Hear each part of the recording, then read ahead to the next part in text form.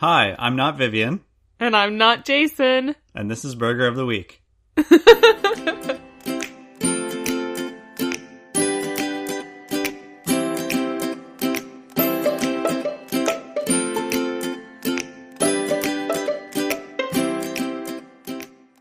Each week we discuss an episode of the Fox animated series Bob's Burgers, and we create a themed burger based on the episode. This week we're talking about Season 3, Episode 4, Mutiny on the Windbreaker. This title is actually a reference to a 1935 movie, Mutiny on the Bounty. Which is also in reference to a real-life event. Yes. Which happened in the 1700s on the HMS Bounty. So this is like deep. The title There's history to this. There's roots. Ooh, roots. You know how I love me some roots. This episode was written by Kit Boss and was directed by John Rice. He's a former director on King of the Hill, and this is the only episode that he directs. And this episode aired November 11th, 2012. This episode guest stars Jeffrey Tambor, who's best known as George and Oscar Bluth on Arrested Development. And he's the star of a new show on Amazon called Transparent, which just got renewed for Season 5, I believe. Wow, Season 5. I watched the first season. It was good. I haven't seen the rest, though. The store next door was simply the Asbestos. And the exterminator band was Rat Stevens. That's cute. Yeah. And the burgers of the day were absent. We have no burgers of the day. Yeah, what's up with that? Bob's, you ripped us off this week. We have more burgers of the day than they do. Yeah. I think this is the first time in Bob's history that we don't have any burgers of the day. I think you're right. Despite being in the restaurant at the beginning of the episode. Mm-hmm. Usually we would see something on the chalkboard. No, nothing. All right, so before we kind of get into this episode, what do you think of it overall, Jason? I'm not sure. It's interesting. I like it, but I don't know if it's even top 10 or top 20. Okay. It feels different to me. I don't know. It's hard for me to explain. It just feels off. It doesn't feel like a typical Bob's episode to me. Mm-hmm. Everything before Bob tries to escape, I guess, feels fairly Bob's style. But then the last, third of the episode is very frantic and a lot happens and it's just very packed. Mm-hmm. And it feels a little overwhelming. Yeah, there's a lot that's going on. There's a lot of side stories. Yeah. Mm-hmm. Although I like a lot of little moments in the episode. So even though overall I'm not a huge fan of the episode, there's still a lot of little jokes in here that I really do enjoy. Well, let's discuss that as we venture into the episode. Okay. Bob and Linda enlist the kids' help to hand out flyers to cruise ship passengers. The cruise ship captain tries one of Bob's burgers, and he offers Bob a spot as a guest chef and a free trip on the boat. Bob refuses, but he agrees to be the chef for the captain's table for one evening. Oh, Bob, ruining his family's chance for a vacation. Yeah, what's up with Bob? He has commitments. Okay, He's got the but pickle guy, the meat guy. Is he really worried about money? Is that what you think it is? I think so. Okay. I think he's really worried. And I guess he's assuming that he's not going to get paid. Which makes no sense. It makes no sense.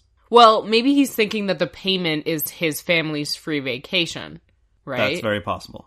But he sees it as, well, we can't afford to take a vacation. As much as it is free, I wouldn't have spent the money on that anyway. Right. So, I get it, in a way. It's like buying something that's on sale that you had no intention of buying. Yeah, exactly. You're not saving any money if you weren't going to buy it in the first place. Yeah, like when stores are like, you save more when you spend more. And you're like, yeah, but you also just spend more. Mm-hmm. And Linda also loves a man in a white suit. She's got this, little jaunty sort of sing-songy thing when she sees Captain Flaherty. She's like, ooh, white pants, take a chance. And I just think it's so cute. My dad wore a white suit for his wedding. Oh, really? Yeah. Oh. Yeah, it was in the late 70s. And I guess it was just the fad at that point. Was the style at the time. Yeah. So, they're all in white. My parents look like angels on their wedding day. Oh, boy. How's the semen-friendly joke for you? I like it because they don't acknowledge it at all. Because they're expecting you to... They're expecting you to expect them to make a joke. Yeah. And Bob is basically the viewer at this point, looking around like, who's going to say something? Is anybody going to say anything? And then we just cut. We just cut. So the joke is just letting it sit. The joke is there is no joke. Yeah. that works for me. I like that. I kind of like it because it sets up Captain Flaherty as being weird. Because who walks in and asks if any place is semen friendly, right? Yeah. But then having no one laugh at his joke is also like setting him up as kind of like a little bit of... A little off. Yeah, it's just... No one tries to impress him here. No one's like, oh, that's so funny, ha ha ha, or like awkward. It just sits. Yeah. It's just weird. Agreed. And then we get some fun Titanic references, too. Of course, yeah. Louise does not picture herself being drawn or painted by a handsome man. Yeah, we see Linda being sketched, we see Tina being sketched, and then Louise laughing maniacally as it sinks. Yeah, that's my favorite one. And then Jean being sketched. Although Jean's not wearing the necklace, so clearly he doesn't remember the movie that well. He was distracted. Yeah, okay.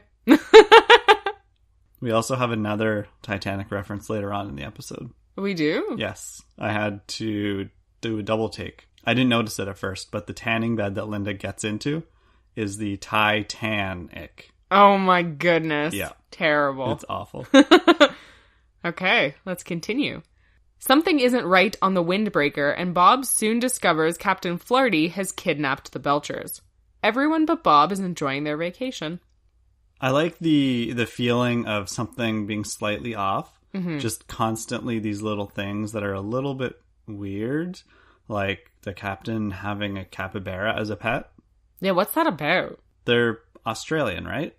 No, actually, they're South American. Okay.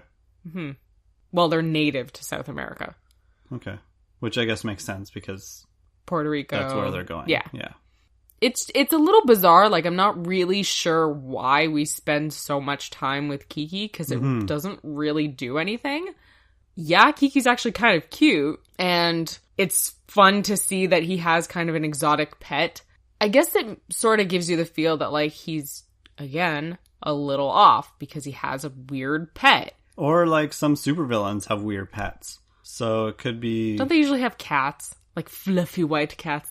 Or something exotic that's very hard to get or rare. Okay. They just have a fascination with having so much money and wealth that they can get these weird things. So maybe that's kind of painting him as somebody like that. Okay. A villain. A villain, sure. With a really weird pet. Yeah. It also kind of sets up his assistant, Ash, gives him a reason to mutiny at the end. Yeah. Join the mutiny. But yeah, I agree. We spend a little bit too much time. Yeah, I just don't really know what it adds to the story. It doesn't feel like it's important enough, I guess. Maybe the animators just really wanted to draw a capybara. Yeah. They're like... They saw a picture and they were like, oh my god, I can't believe this rodent weighs like 150 pounds. How can we squeeze this into the episode? So the rest of the Belchers are all doing their own thing. Jean is going to a ventriloquist show? Yeah, okay. That's what you would call it. Louise gets her nails or claws done, which is ridiculous, and I hate long nails, so I see them and it's like, I know it's funny, but I also just want them to be clipped off. and Linda tans. And Tina gets a massage. Well, she tries to, anyway. Yeah. I did look this up because I was wondering, like, can minors actually get massages or, like, a thing? But generally, they can get them. They just need permission from a parent or guardian, and the massage will be a little bit different. Like, they're going to be a little gentler on you, and they're only going to do certain kinds of massages, I guess. Sure. And obviously, they're going to avoid any, like, touching of potentially inappropriate areas. Yeah, no butt massages. Yeah. You mentioned that the kitchen is very understaffed. Yeah. There's one guy cooking for the entire cruise ship. That doesn't make any sense. I feel like everybody else bailed or was kidnapped or like locked up or something, or maybe he ate them. Okay, maybe not that far, but like, this is not like Sweeney Todd, okay? It's not pretending to be oysters, but actually people. At least I hope, anyway. So Chef Duvall, I personally wonder if that's a reference to Shelley Duvall, who was in The Shining.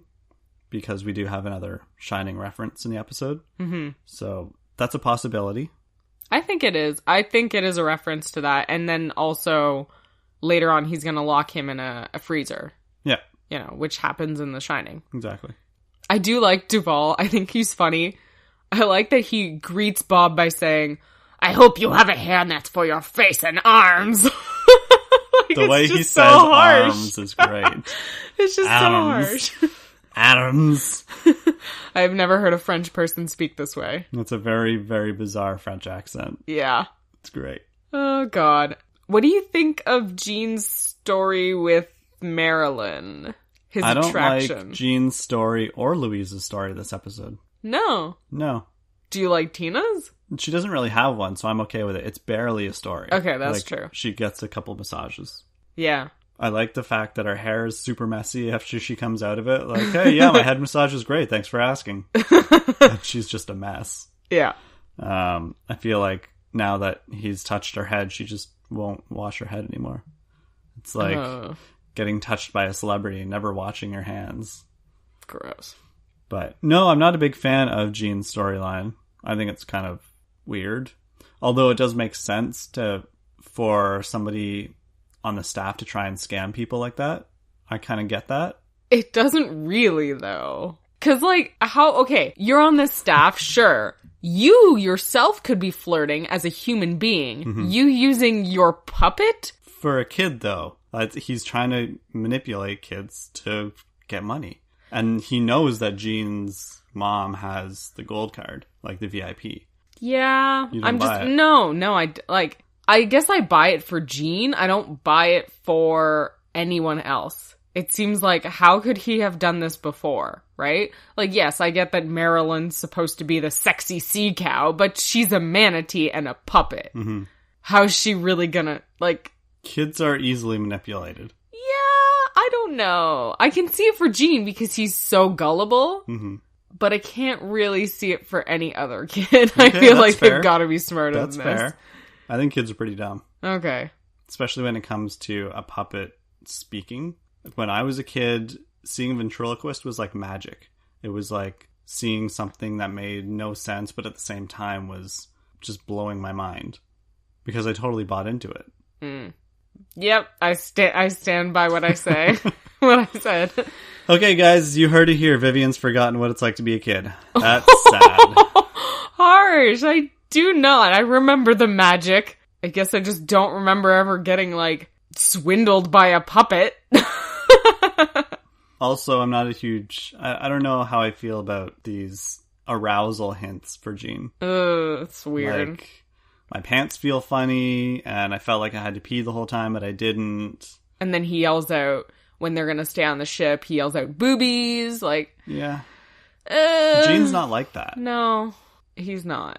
Not generally, anyway. Mm-hmm. I don't know. I guess everyone but Bob in this episode just feels kind of irrelevant. Like, they're all doing their own little things, but nothing actually changes by the end of it, and I don't feel like the other family members are really contributing to the main story at all. Mm-hmm. It's just, they're doing their own little wacky adventures on the ship. And the only one who really contributes at the end is Louise. And even then... She didn't really have to. And she didn't really do anything. Yeah, because the results still would have been the same. Yeah. Captain Flaherty would have found Bob, and he would have, tried to keep him on the ship just exactly as he was doing. So they didn't really have an effect on the story. Mm-hmm. So their storylines are cute. I guess it's not that relevant. Supposed to show that they're all very distracted and they can't see what Bob sees. Yeah. But I still don't like it. No, not really. It's weird because when I'm watching it, I'm enjoying it. It's fine. And then I start thinking a little about the episode and I go, oh yeah, I don't really like it that much. You know what I mean? Mm-hmm. It's just a series of one-liners that I really enjoy.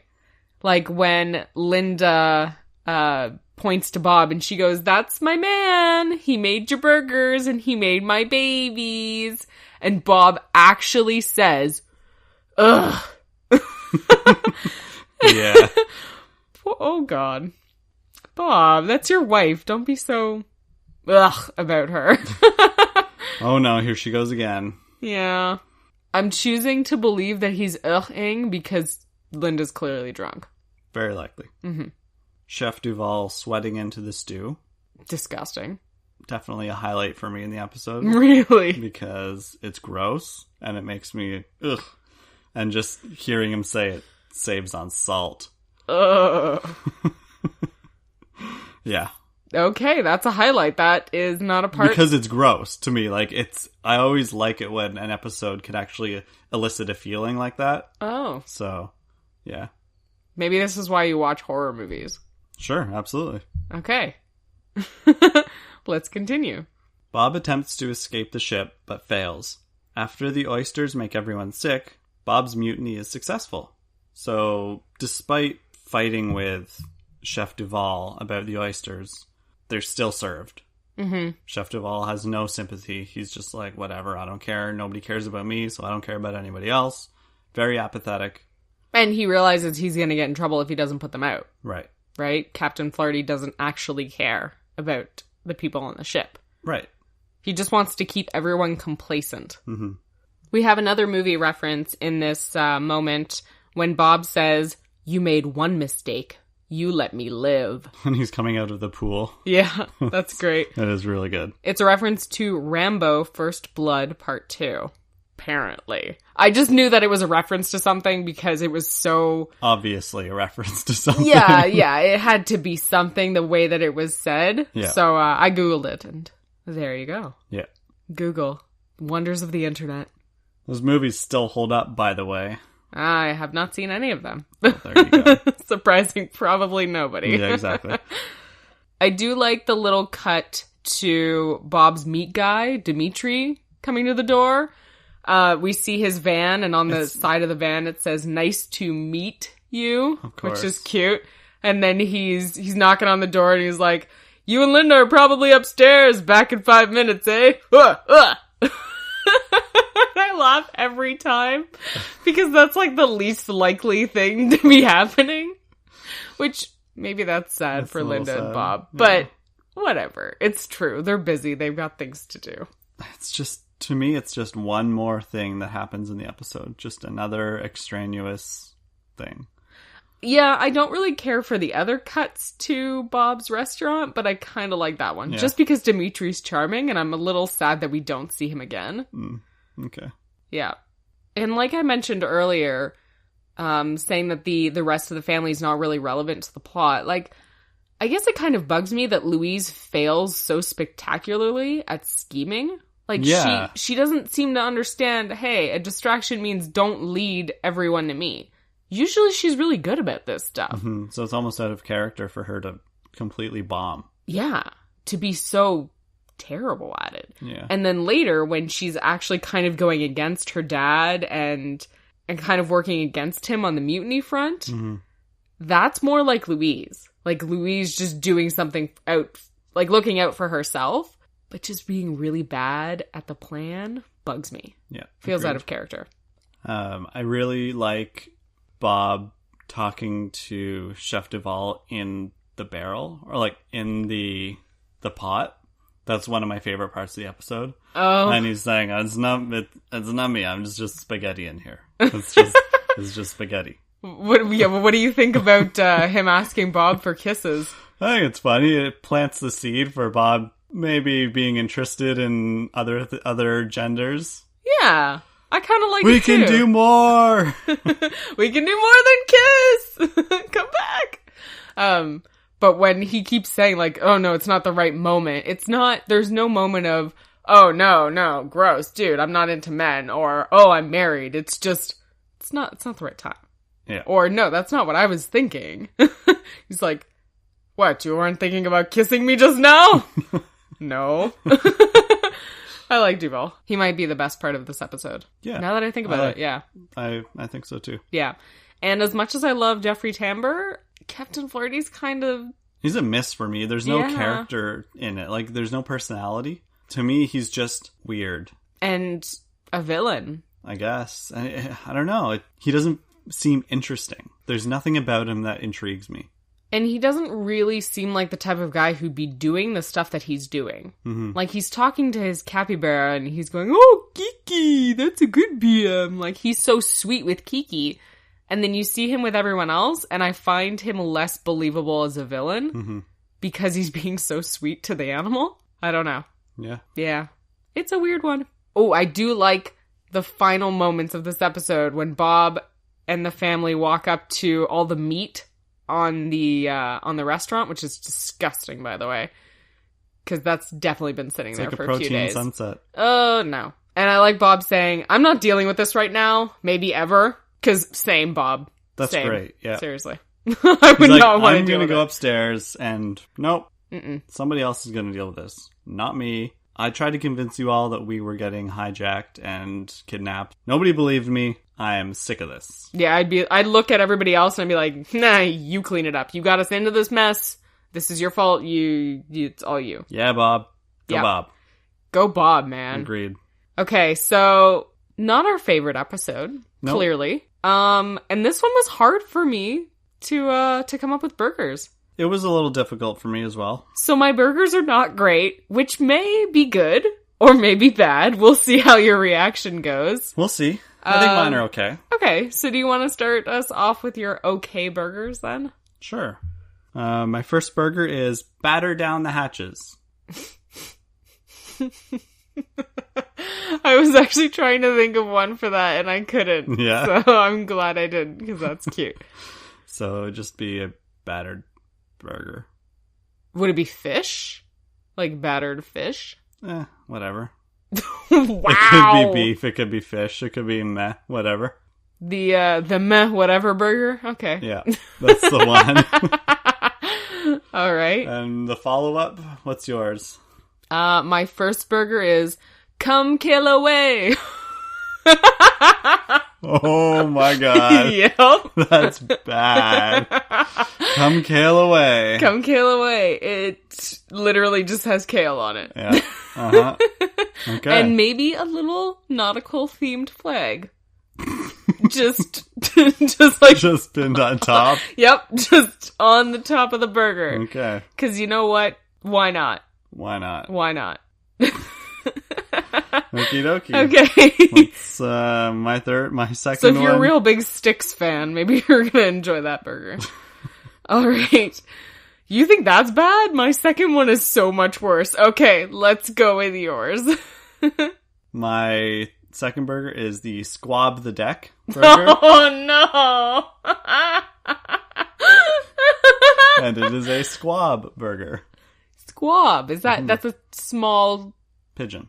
Oh. Yeah, it's... Pigeon? Yeah, it's young pigeon. Apparently it tastes pretty good. I like dark meat, dark chicken. So why isn't everyone just like plucking off chickens from the street in New York? Those are dirty, but it's basically the same type of pigeon. Squab. Domesticated. Yeah. I just remember seeing them in like fancy movies where everyone was like, "Oh, everyone's gonna have their own squab." Yeah, they're tiny. Could you imagine having an entire like bird on your plate? Well, yeah, I was looking up pictures of them and they're literally like small plate sized. That's weird. Yeah. Yeah, that's bizarre. Okay, so Squab the Deck. Yeah. Okay. We're coming up with weird stuff today. Mm-hmm. My second burger is whatever floats your goat. Wow. Okay. So bad, and there's no goat in this episode. Nope. It's not even like a sea animal. Well, it's no not pigeon, like no, but you could have like a squab fly over the boat, but like there's no goats. So mine's really dumb. I'm sorry. Whatever floats your goat. But whatever floats your goat. I was having a hard time. That's anyway, pretty so awesome. it'd be a goat burger. Yeah. Which I don't even know if that would taste good. It might. Maybe. I feel like there are goat meats out there. Oh, yeah. Goat milk is very... Well, okay. Actually, I've never had goat milk. But I've had goat cheese, and goat cheese is delicious. I know goat is a food. Like, it is a meat that people eat. Yeah. Yeah, that's true. In, like, curries and stuff, right? Yep. Okay. Alright, so... Indian stuff. Whatever floats your goat. And then you also get a nautical flag because whatever, I don't know. Because why not? Because boats, dude. Boats. and the sea, the ocean. Ah, Boats the ocean. and goats. Boats and goats. Oh, I love it. All right, so if I'm picking yours, it's definitely whatever floats your goat. Oh, okay. If I'm picking yours, it's Squab the Deck. There we go. Okay. Okay, alright. I feel like it should just go to you. Because there are no goats in this episode. And it's not relevant. And also, I don't want my shame to be posted loudly on the internet. Well, I can take it. That's fine. If you want me to take it, I'll take it. Okay, it's all you. Okay. All you this week. All right. The winner of this week is Squab the Deck. Yep. It's weird, just like this episode is weird. It's a weird one. Yeah, agreed. At least we didn't come up with a capybara burger. Yeah, I was thinking about that. Capybara burger? I thought about doing something like Kiki's Delivery something. Like Kiki's Delivery Service type of... Nah, didn't work. Okay. That brings us to the end of Burger of the Week, a Multiverse Radio production. Thank you so much for listening. If you enjoyed our show, please leave a rating and review on iTunes. That's the best way for people to find out about us. And if you want to discuss boats and goats, you can find us on Twitter at Multiverse Radio or Facebook at Multiverse Radio Podcast. And you can always send us an email from our website, multiverseradio.ca.